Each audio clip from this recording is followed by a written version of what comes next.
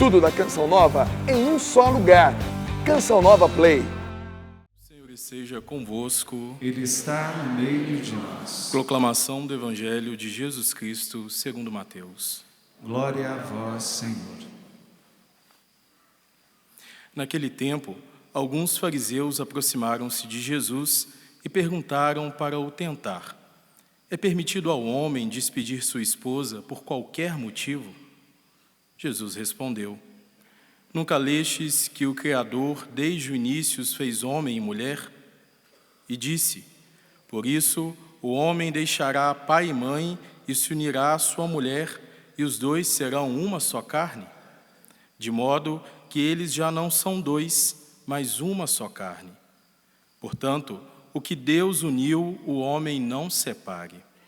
Os fariseus perguntaram: então, como é que Moisés mandou dar certidão de divórcio e despedir a mulher? Jesus respondeu: Moisés permitiu despedir a mulher por causa da dureza do vosso coração. Mas não foi assim desde o início. Por isso, eu vos digo: quem despedir a sua mulher, a não ser em caso de união ilegítima, e se casar com outra, comete adultério. Os discípulos disseram a Jesus: se a situação do homem com a mulher é assim, não vale a pena casar-se. Jesus respondeu: nem todos são capazes de entender isso, a não ser aqueles a quem é concedido. Com efeito, existem homens incapazes para o casamento, porque nascem assim. Outros, porque os homens assim os fizeram. Outros ainda se fizeram incapazes disso por causa do reino dos céus. Quem puder entender, entenda. Palavra da salvação. Glória a vós, Senhor.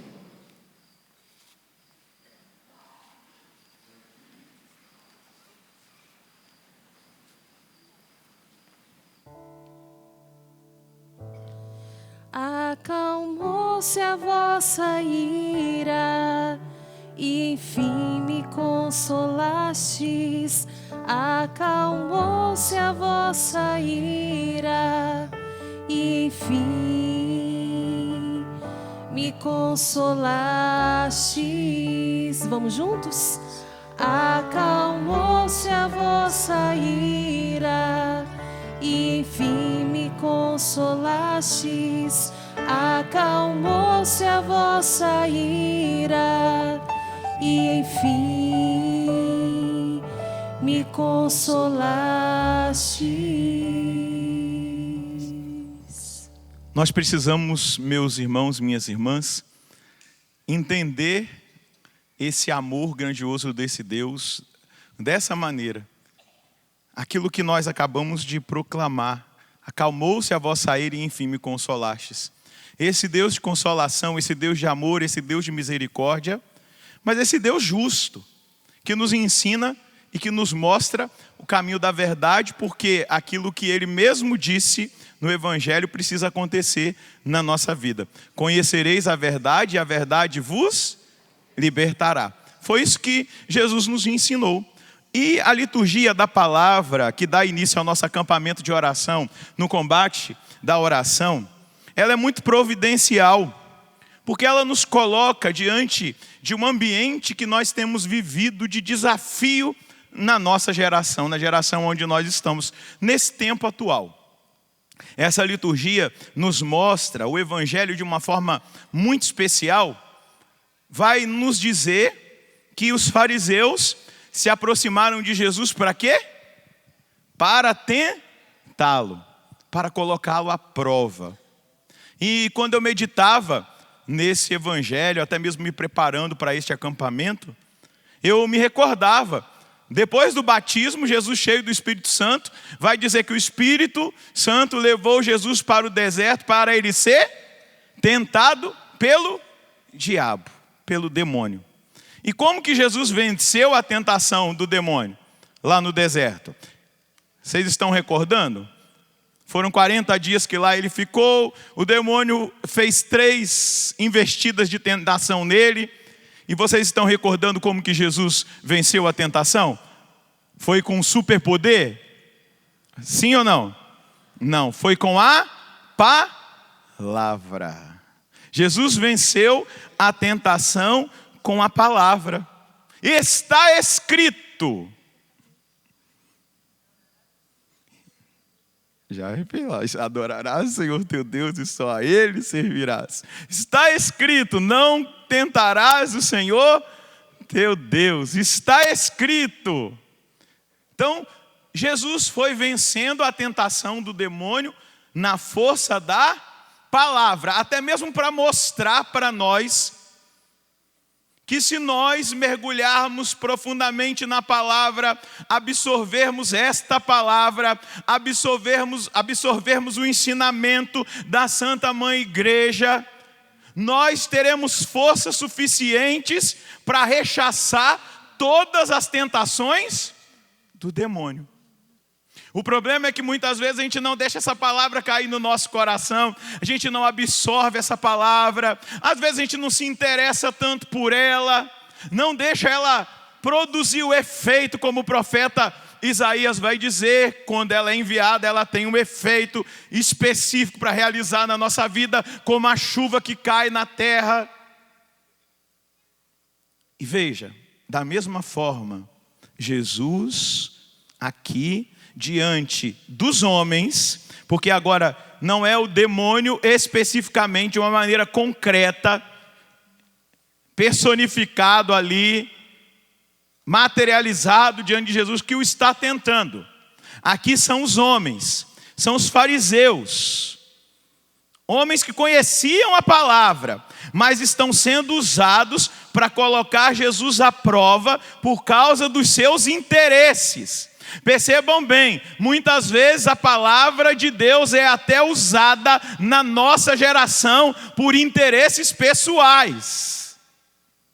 Os fariseus estavam usando aqui da palavra, do ensinamento, para colocar Jesus à prova. E na força desta palavra, Jesus vai vencê-los de novo, como venceu o demônio.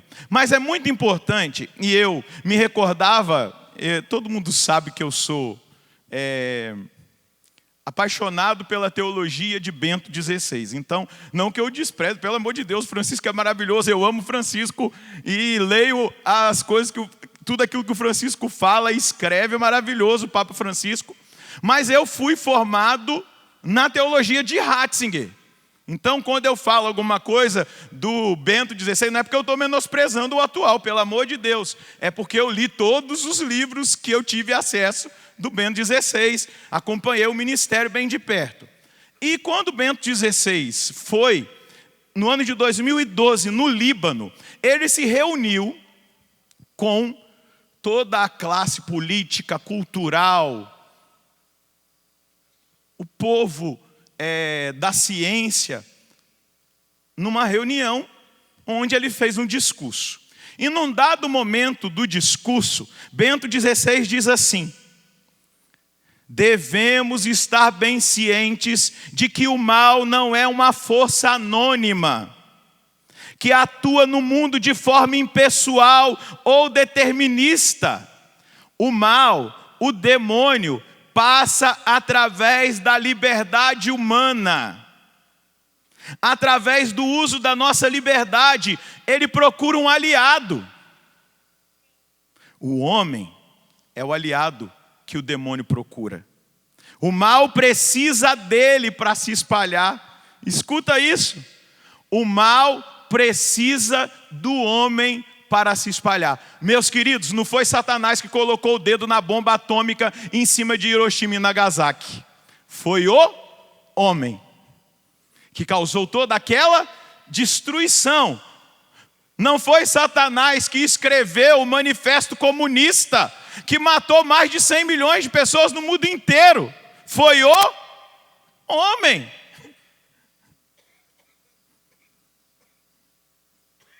Não é Satanás personificado que está matando com bombas, matando cristãos nos países islâmicos, aqui na América Latina, nas ditaduras comunistas da nossa região.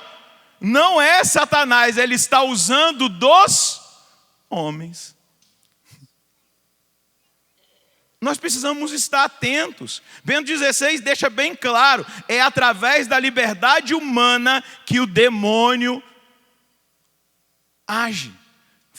Sem a liberdade humana ele não age, ele não tem poder. Deus não dá permissão dele aparecer aqui agora e fazer o mal contra você. Ele não tem essa permissão. Ele age através do homem. E isso precisa ficar claro. E o que os fariseus estavam fazendo? Sendo usados para tentar desmerecer o ministério de Jesus, para tentar pegar Jesus numa armadilha. E a palavra que o evangelista Mateus está usando é essa: os fariseus estavam tentando Jesus. Ele usa a mesma palavra da tentação do deserto. Isso precisa ficar claro. E a resposta de Jesus aos fariseus é utilizando da palavra. Nunca lestes que o Criador desde o início os fez homem e mulher, e os dois serão uma só carne? Pronto. Não está escrito desde o início? Qual é o início? Qual é o livro das origens? Alguém lembra? Gênesis. E o que os fariseus interpretavam e seguia? Os 5 primeiros livros, a Torá, incluindo o livro das origens, chamado o quê? Gênesis. Então Jesus está respondendo para eles: nunca lestes que o Criador, desde o início, os fez homem e mulher, e os dois serão uma só carne? De modo que eles já não são dois, mas uma só carne. Portanto, o que Deus uniu, o homem não separe. Vejam, eles queriam tentar Jesus, diante daquela multidão que estava ali. Eles queriam desacreditar o ministério de Jesus, mas o mestre responde com a palavra do Gênesis. Palavra essa que eles não podiam questionar. Palavra essa que eles eram os porta-vozes, que eles eram os intérpretes, exatamente para mostrar a eles que se gabavam de ser praticantes fiéis da lei e intérpretes da lei, que estava na Torá a determinação de que o homem não deveria se separar da sua mulher. Mas aí eles continuam a arapuca, a armadilha, e dizem: Moisés permitiu. Ou melhor, eu já estou lendo aqui a resposta de Jesus. Mas os fariseus perguntaram: então, como é que Moisés mandou dar a certidão de divórcio e despedir a mulher? Pegadinha. Jesus jogou a palavra e eles lançaram uma pegadinha. Mas a verdade, ela faz o quê? Ela liberta. O que Jesus fala para eles? Moisés permitiu despedir a mulher por causa da dureza do vosso coração.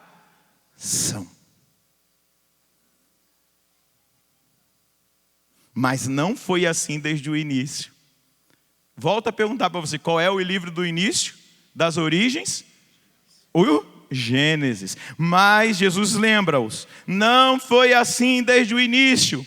Por isso eu vos digo: quem despedir a sua mulher, a não ser em caso de união ilegítima, e se casar com outra, comete adultério.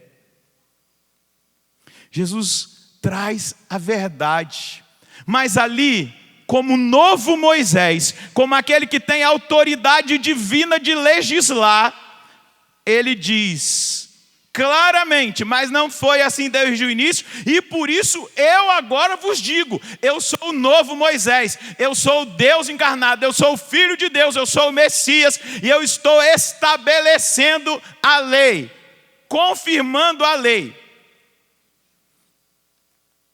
Quem despedir sua mulher, a não ser em caso de união ilegítima, e se casar com outra, comete adultério. Sabe, gente, é muito importante a gente entender aqui essa realidade que Jesus está falando para eles. A armadilha era a seguinte: se Jesus dissesse que era lícito repudiar a mulher por qualquer motivo, por qualquer coisa, e tomar outra, o que os fariseus iriam fazer? Eles iam dizer: o pregador da pureza está dizendo coisas contrárias à pureza. Mas se Jesus respondesse que não era lícito, por nenhuma causa, repudiar a mulher, eles iriam ali dizer que ele era réu de sacrilégio, porque ele estava se tornando inimigo da doutrina de Moisés e inimigo de Deus. Estava feito o circo. Era essa a intenção. Era essa armadilha que eles queriam pegar Jesus. Mas Jesus dá o testemunho das Escrituras, Jesus dá o testemunho da lei natural, e numa tacada de mestre, numa só atitude, Jesus aponta, mostrando para eles verdadeiramente onde estava o erro. O homem quer sempre dar um jeitinho para dobrar a lei de Deus. O homem quer sempre dar um jeitinho para fazer a sua vontade. E foi por causa disso que Moisés permitiu e deu a certidão de divórcio para vocês. Você ouviu algum pio dos fariseus? Sim ou não? Veja que falta de caráter. Eles sabiam de onde vinha a permissão de Moisés. Eles sabiam. Mas por que Moisés permitiu? Eu peguei aqui um homem que comeu a Bíblia. E que graças a ele nós temos a Bíblia traduzida, chamado São Jerônimo. São Jerônimo vai dizer assim: a dureza do coração daqueles homens era muito grande, pois Moisés, ao ver que eram assassinadas as primeiras mulheres, gente, eles matavam as mulheres porque eles não podiam se separar. Veja que absurdo. Ave Maria, né, mulher?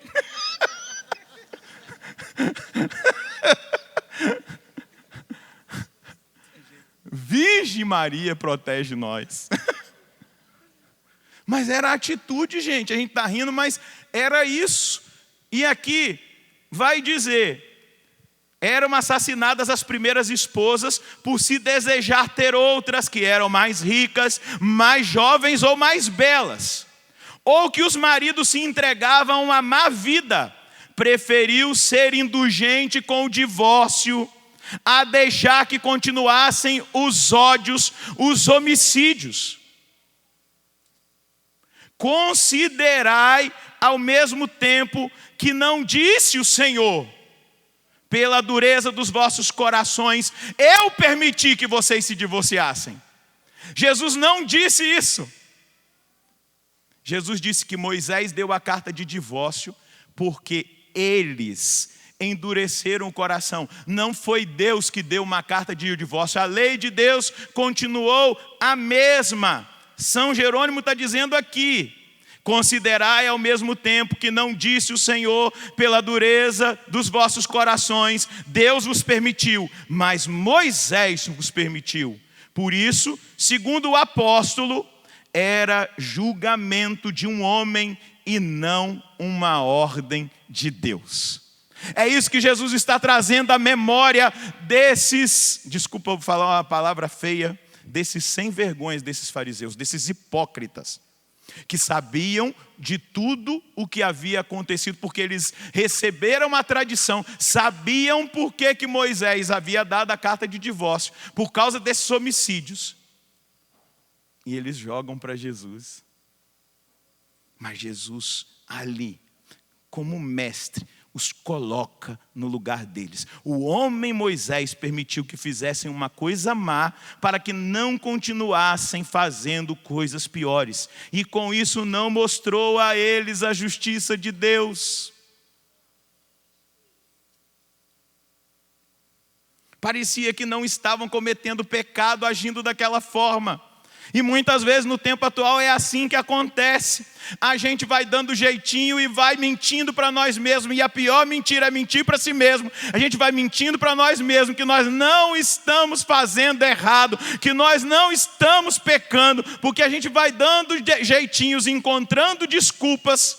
E temos que ter cuidado com falsos ensinamentos que às vezes brotam até mesmo de dentro da própria igreja, com permissões que não são pautadas na palavra e na sã doutrina da salvação, mas na interpretação de homens, liberando o pecado.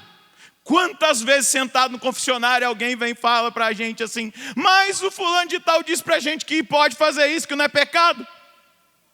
É Deus? Jesus está dizendo, não foi Deus. Foi Moisés, por causa da dureza do vosso coração. E eles começaram a mentir para eles mesmos. Eles começaram a repudiar suas esposas. Eles começaram a viver no pecado como se não estivessem no pecado. E os fariseus estão ali defendendo essa ideia diante de Deus. E eles levam um nocaute de direita, porque Jesus deixa eles na lona. Mentirosos, hipócritas, convenientes. Nós precisamos de profetas nesse tempo, meus irmãos, que se levantem os profetas dessa geração. Nós precisamos de homens e mulheres corajosos, que têm coragem de defender a fé, de darem a vida por essa fé. Se preciso for derramar o sangue pela verdade do Evangelho, pela verdade da sagrada doutrina, da sagrada tradição, da sagrada Escritura, não abrir mão por conveniência. E muitas vezes se abre mão para amaciar corações, para ter seguidores, para falar de uma maneira muito mole e poética, para que as pessoas se encantem, mas são falsos profetas. Jesus está aqui claramente mostrando para os fariseus que eles são falsos. Nós precisamos estar atentos, pois a tentação é constante para que a gente ache uma brechinha e a gente entre por aquela brechinha e comece a fazer a nossa vontade. O que Moisés tinha que fazer? É isso que Jesus está dizendo, a dureza do coração deles. Os santos padres, a tradição, porque eu peguei ali a interpretação que eu fiz é da tradição da igreja dos santos padres, da catena áurea de Santo Tomás de Aquino. O que os santos padres dizem? Que para tentar amenizar o impacto daquela realidade negativa, Moisés acabou não apresentando a justiça de Deus para eles. Mostrar a justiça de Deus, o julgamento sim, mostrar que o erro pode levar a uma condenação sim, corrigi-los. E é o que Jesus está fazendo. Claro, quando a gente vai estudar o Antigo Testamento, a gente vê a paciência histórica de Deus, até chegar à plenitude dos tempos em Jesus Cristo, que traz a perfeição da lei, né? A gente sabe, vocês que estão estudando aí, estão na filosofia ainda, daqui a pouco vão chegar na teologia, vocês vão ver quando a gente estudar o Antigo Testamento, vocês vão ver uma paciência de Deus na formação do caráter, na formação moral e ética do seu povo, desde lá, da criação até chegar na plenitude dos tempos, passando pelos patriarcas, pelos profetas, até chegar em Jesus, que é a plenitude, que é a perfeição.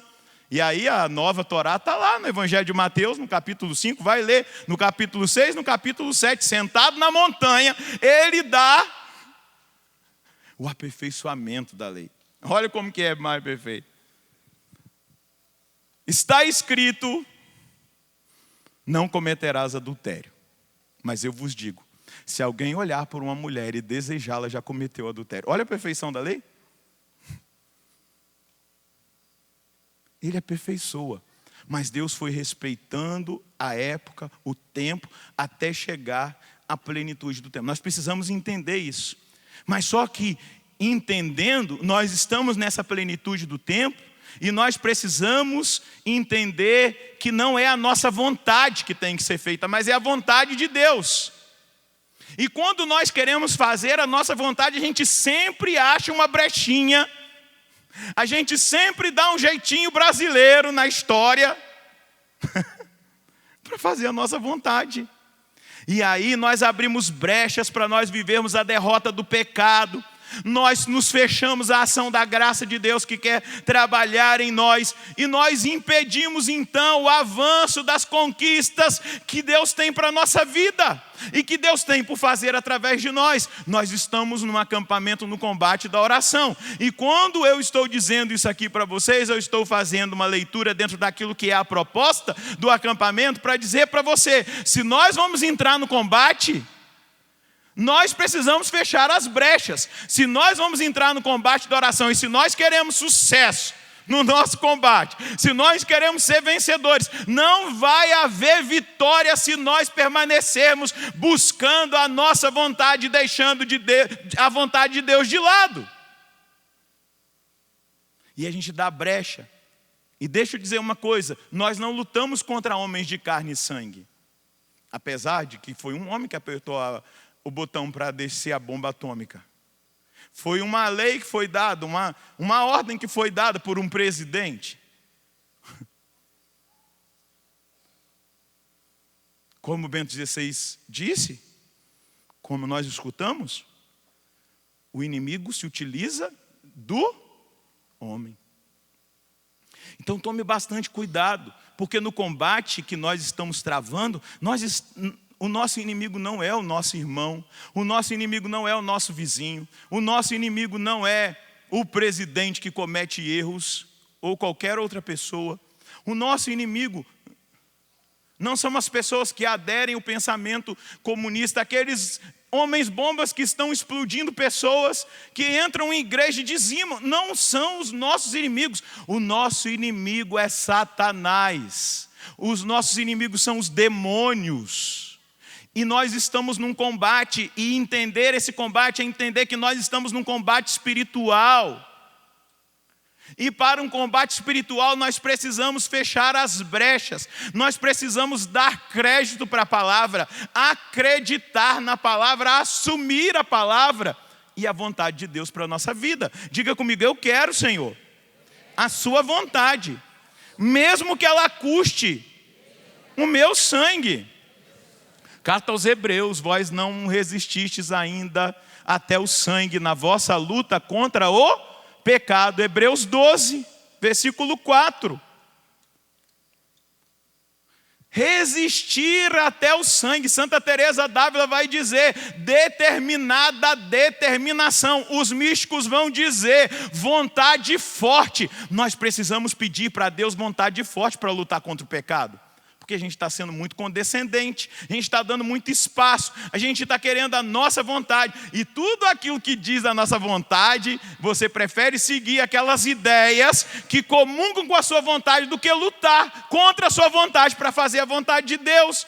E quando eu estou dizendo você, eu estou dizendo para mim, perceba que o meu ouvido é o mais próximo da minha boca, está vendo aí? Então eu sou o primeiro a escutar o que eu estou falando.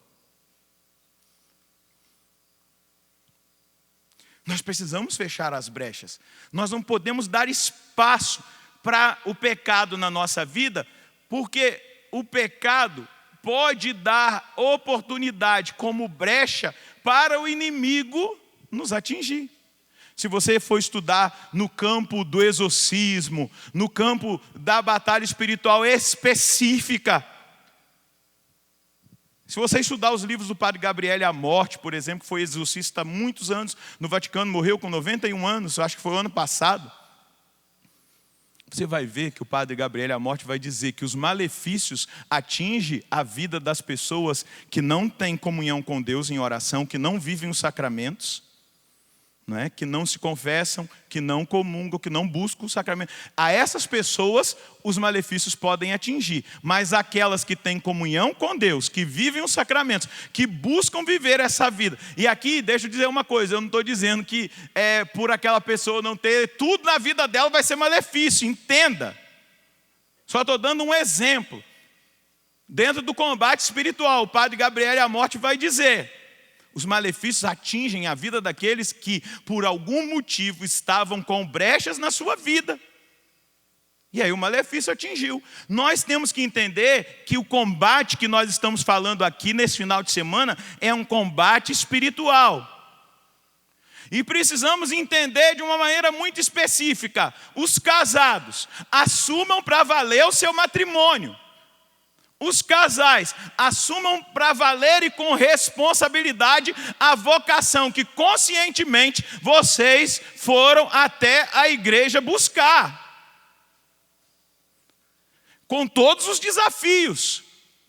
Lutem para melhorar o temperamento, para trabalhar o caráter. Lutem para perdoar sempre. Para sempre recomeçar.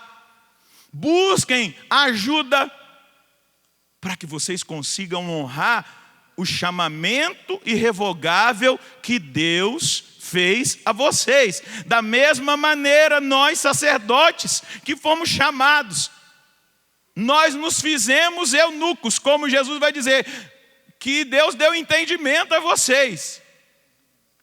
Nós nos fizemos por causa do reino, para nos dedicar ao reino de Deus. E por isso eu preciso lutar para viver com autenticidade o meu ministério. Nós que somos sacerdotes. E a gente vê, não é tão complicado. Quando a gente estuda a vida de São João Maria Vianney, a gente vê na vida daquele homem tão simples, a simplicidade que é causar um grande estrago no inferno. São João Maria Vianney nem ia ser ordenado. No livro que eu acabei de lançar agora recentemente, Se Nós Orarmos, eu conto um pouco da história lá. São João Maria Vianney tinha dificuldade de aprender o latim, não conseguia entrar na cabeça dele. E ele não ia ser ordenado. Contam alguns biógrafos de São João Maria Vianney que um dia ele estava passando lá pelo corredor e estava tendo uma reunião do bispo com o reitor, e eles estavam dizendo que ele não tinha condição, porque ele era muito burro. Era essa a palavra. Ele bateu na porta, pediu excelência, posso entrar? Eu escutei vocês dizendo aí que eu sou muito burro, que eu não posso ser ordenado, mas eu tenho uma palavra para dizer para o senhor. Se Sansão, com uma queixada de burro, matou 1000, imagina um burro inteiro. O estrago que não vai fazer. E aí o bispo aceitou a ordenação dele. E ele foi enviado para uma cidade chamada Ars, na França. E ele foi avisado pelo vigário-geral: olha, toma cuidado que você vai perder o seu ministério nessa cidade. O secularismo é muito grande lá, ninguém quer saber de Deus. Sabe o que aquele homem fez? Foi abrir a igreja bem cedo, lá pelas 6 horas da manhã, celebrava a missa, expunha o Santíssimo, ficava em adoração, ficava disponível para atender confissões, visitar os doentes, fechava a igreja lá pelas 10, 11 horas da noite, ia para casa, fazia penitência, e com os joelhos dobrados, aquele homem converteu uma cidade. Não fez muita coisa não, entre aspas, porque às vezes a gente acha que fazer muita coisa é fazer coisas que estão fora, que o leigo pode fazer. Mas aquilo que nós, padres, só nós podemos fazer, é o que santifica o nosso ministério. Confessar, celebrar a missa, atender os doentes, celebrar exéquias, atender confissão. E ele santificou uma cidade. E não só uma cidade, o mundo inteiro se voltou para Ars. Aquele burrinho de Jesus escreveu um catecismo na paróquia dele, para educar os seus fiéis na fé. Aquele burrinho que disse para o bispo: olha, se com uma queixada de burro Sansão matou 1000, imagina com um burro inteiro. Iam cardeais e bispos para escutar as pregações daquele burrinho, as catequeses que ele dava. Mas porque ele foi fiel a Deus. A liturgia de hoje está gritando para nós sobre fidelidade. Fidelidade no seu matrimônio, fidelidade na minha vida celibatária, sacerdotal. Eu estou vendo consagrados da Canção Nova aqui, fidelidade na nossa consagração. Fidelidade, fidelidade. A liturgia está nos chamando a fidelidade. Palavra que nós iniciamos esse acampamento. Porque veja bem, a primeira leitura vai mostrar o profeta Ezequiel. E qual é a ordem que Deus dá para Ezequiel? Filho do homem, mostra para Jerusalém as abominações que eles cometeram.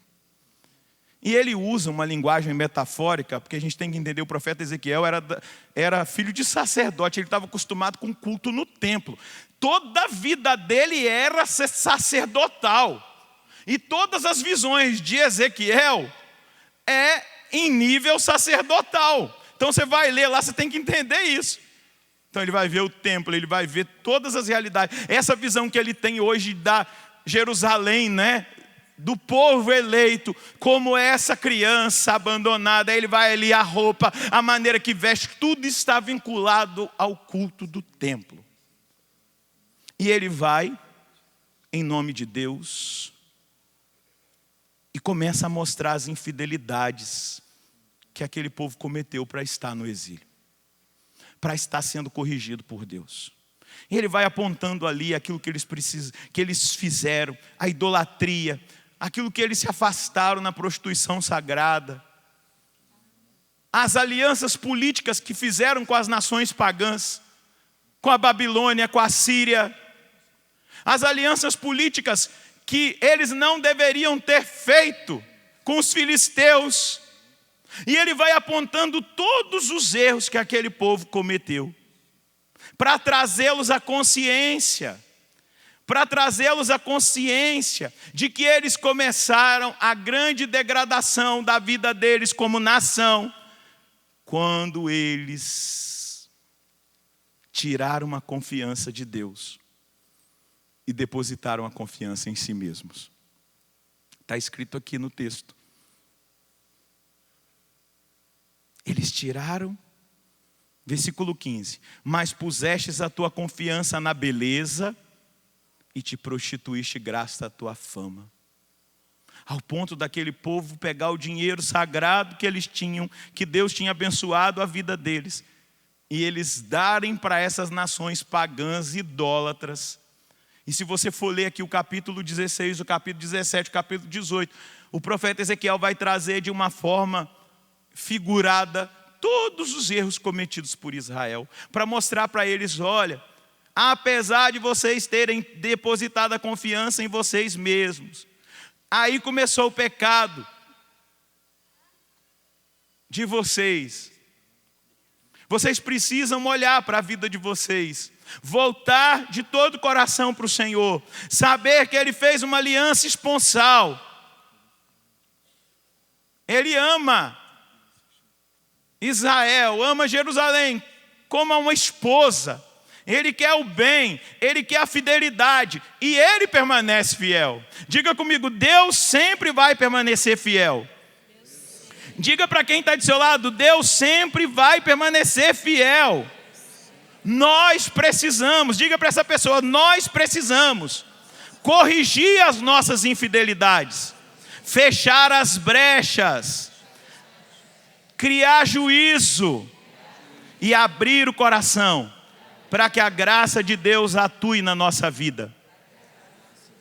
Segura na mão desse irmão, balança a mão dele e diga: cria juízo, combatente.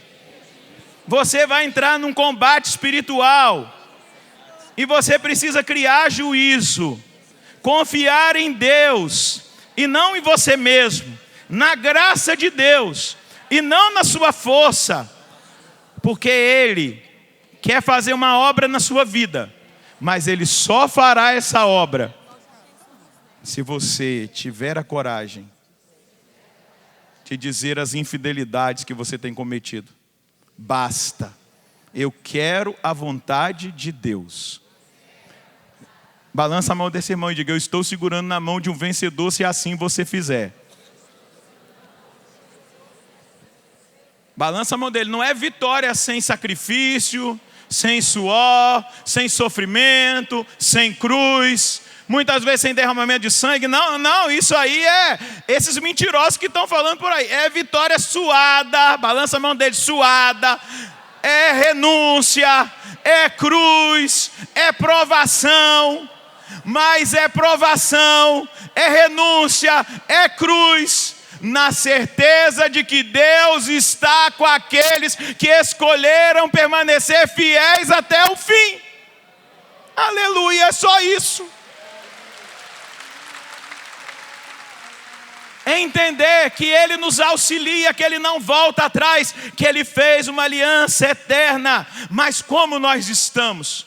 Nós somos chamados a olhar para as abominações que muitas vezes nós permitimos na nossa vida. Mostra para esse povo as abominações, disse Deus ao profeta Ezequiel. Meus irmãos, minhas irmãs, nós precisamos entender combatentes, nós precisamos entender intercessores, olhar para dentro da nossa realidade familiar, olhar para as realidades que nós temos vivido, quantos desvios. Eu quero encorajar você a olhar para dentro de si nesses dias, fazer uma avaliação da sua vida diante de Deus, não como uma acusação negativa, mas dizer: Senhor, se a minha vida está fora do esquadro, está fora do trilho, eu quero voltar para aquilo que é certo, eu quero viver corretamente. Olha para dentro da sua casa, você vai combater pelos seus aqui. Olha para a sua comunidade paroquial, olha para a sua cidade, olha para o seu estado, olha para o Brasil. Você tem percebido tantas escolhas erradas que a nossa nação tem feito? Você tem visto isso? Está explícito. As escolhas erradas que a nossa nação tem feito, que os nossos governantes têm feito. E nós temos que ter coragem de pedir perdão ao Senhor. Nós temos que ter coragem de pedir: Senhor, tenha misericórdia de nós. Senhor, tenha misericórdia da nossa nação. Nós vamos nos colocar na brecha pelo Brasil. Olha para nós, coloca o seu olhar na nossa nação e tenha misericórdia desse povo que o Senhor escolheu por herança. Veja, meus irmãos, o ativismo jurídico que nós temos vivido na nossa nação para a aprovação do aborto. Veja o ativismo político que nós temos vivido na nossa nação para a aprovação das ideologias. Veja o ativismo que muitos têm aplicado à nossa nação para aprovar realidades contrárias àquilo que Deus ensinou. Perceba. É preocupante o caminho e os trilhos pelos quais o Brasil tem escolhido caminhar. Veja o resultado da insegurança. Veja o resultado da saúde. Se você for lá no profeta Oséias, no capítulo 4, você vai ver. O meu povo está morrendo, assassinado. As catástrofes naturais começam a... É a mesma coisa, não adianta, se a gente se afasta de Deus. Começou primeiro querendo tirar os crucifixos dos lugares públicos. É toda uma ação coordenada e não pensa que isso vem de dentro do Brasil, não. Isso é uma ação coordenada, meus queridos, por organizações poderosas. Isso são ações coordenadas por multimilionários que dominam a realidade política mundial. Padre Jonas falava em 94, ele era chamado de doido de um governo mundial. Eu pergunto para vocês, padre, vocês não acham que já está acontecendo um governo mundial, não? Vai falar em algum lugar contra o aborto para você ver se alguma mídia vai defender o senhor. Esses dias o Papa Francisco falou, né? Falou do aborto e falou da realidade do matrimônio, que matrimônio é homem e mulher. Gente, aqui no Brasil todo mundo louvava o Papa Francisco. Eu vi dois, não vou falar o nome aqui porque eu não posso ficar fazendo propaganda para o inimigo, né? Mas dois órgãos de imprensa do Brasil, conhecidos no nosso meio, lançaram 2 matérias quando o Papa Francisco falou. Por que não deixa o trono? Foi a primeira. E a segunda foi: calado é um poeta. Nossa, mas era tão bonzinho esse Papa Francisco. Foi só ele falar que o aborto é uma eugenia, a aplicação do nazismo de escolher quem é perfeito, quem é bom, quem que vai ficar de luva, né? O Papa falou isso. E depois ele falou, na mesma conferência, sobre a realidade do matrimônio, que é homem e mulher. Não é a ideologia de gênero ou aquilo que tem tentado ser aprovado nas nações. E aqui, quando a gente fala disso, a gente não está falando de pessoa, de escolha de pessoa. Não, a gente está falando de um ativismo. É diferente. As pessoas a gente respeita, ama, acolhe. Agora nós estamos falando de um ativismo para impor uma ideia. É bem diferente. Nós precisamos estar atentos a isso, meus irmãos, agora nesse ano que é ano de eleição. Nós precisamos estar atentos ao terrível pecado que o Brasil está escolhendo. Nós precisamos ver, tem deixado o caminho certo, justo, ético, moral. Existe essa pressão. Nós vemos, meus irmãos, essa pressão sendo estabelecida e forçada no Brasil. E nós somos uma nação soberana. E precisamos continuar sendo uma nação soberana. O Papa Bento XVI, ele foi numa conferência, que ele foi chamado a participar de um congresso promovido pelo Partido Popular Europeu. E ele foi chamado lá para falar. E o profeta fala da verdade em qualquer lugar, não é?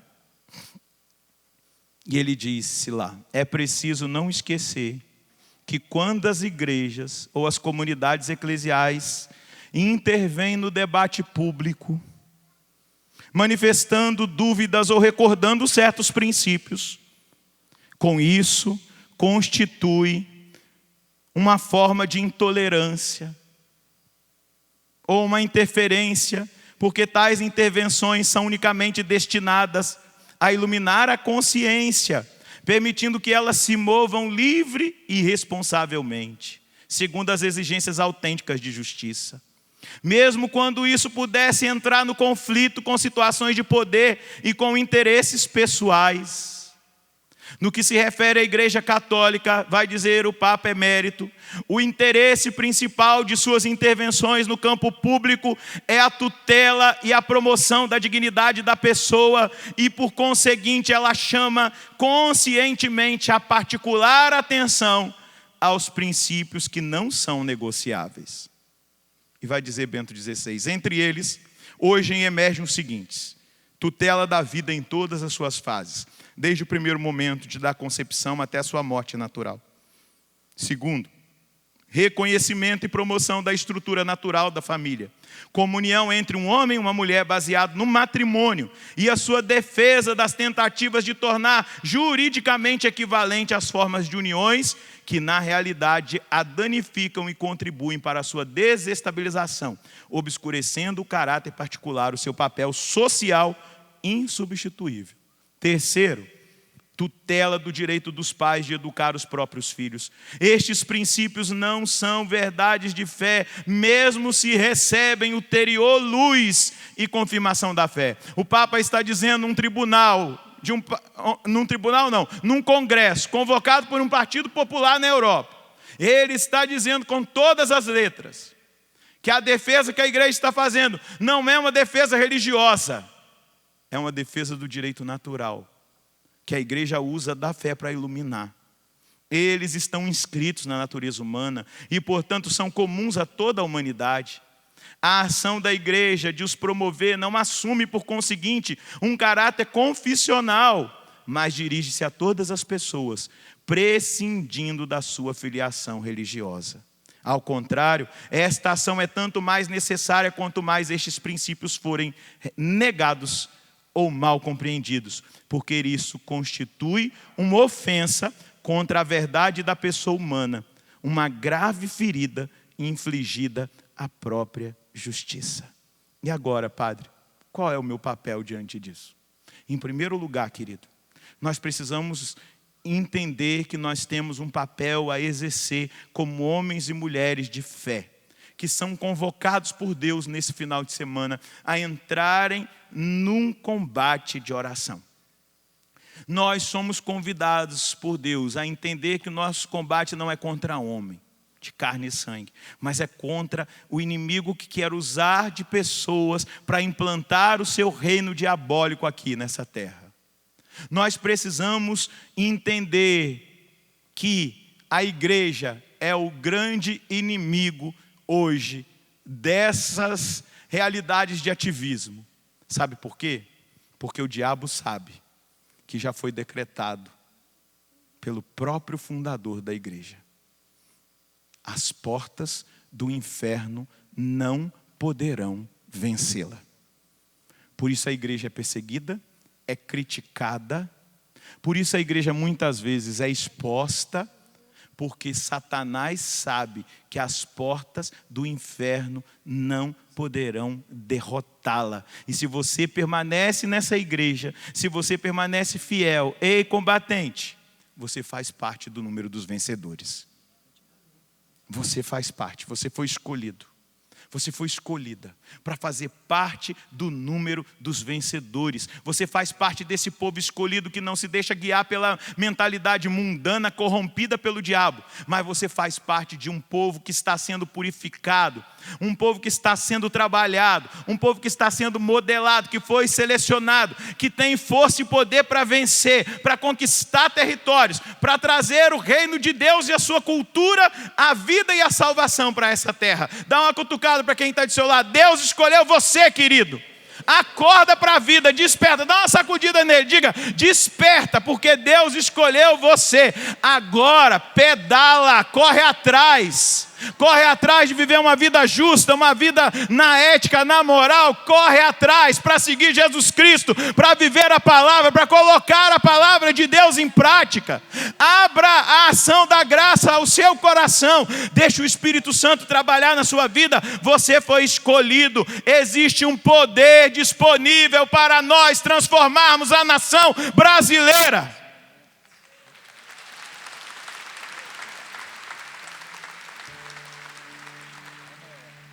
Mas qual é esse poder, padre? Eu me afiliar a um partido político?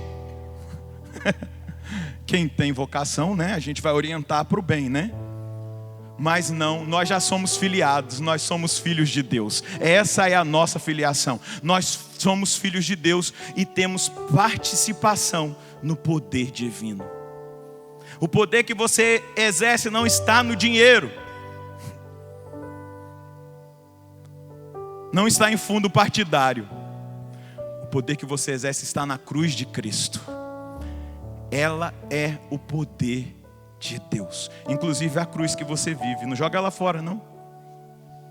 Ela tem um poder de salvação tremendo na sua vida. A tendência nossa é querer jogar a cruz fora.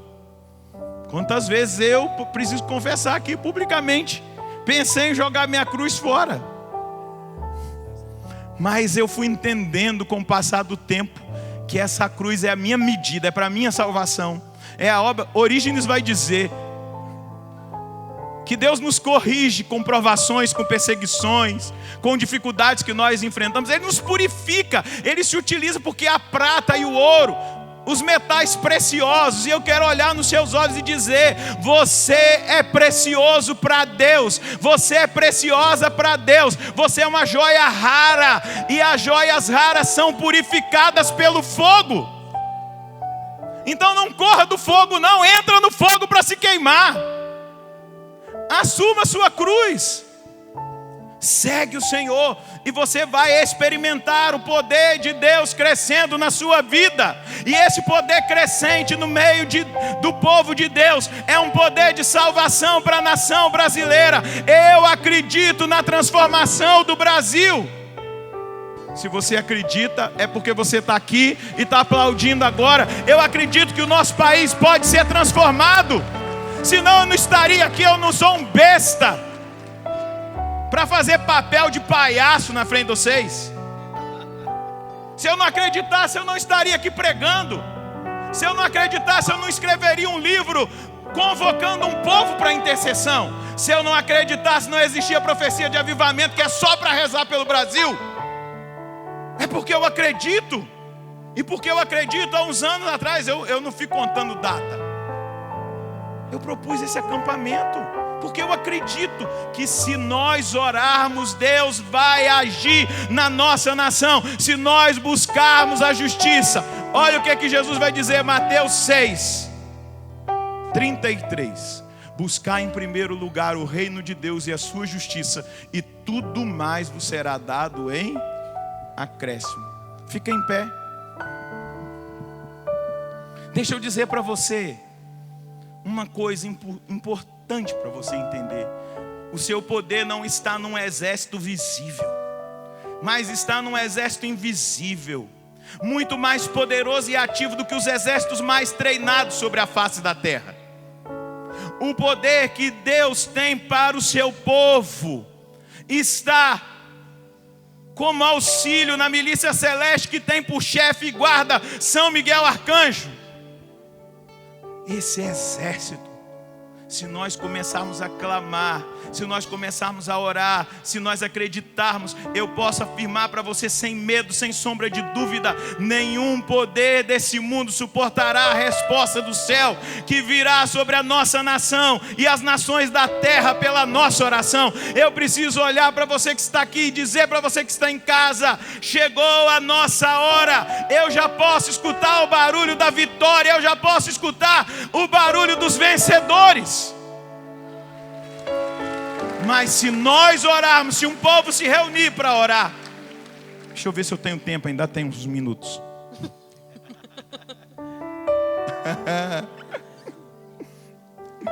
Segundo Macabeus. Quer ver um livro de intervenção de Deus? Leia segundo Macabeus. Primeiro e segundo, mas olha aqui. Já antes derrotado pelos judeus, Timóteo recrutou forças estrangeiras. Está no capítulo 10, versículo 24. Em grande número, e conseguiu muitos cavalos da Ásia, e assim apareceu como se fosse conquistar a Judéia pela força das armas.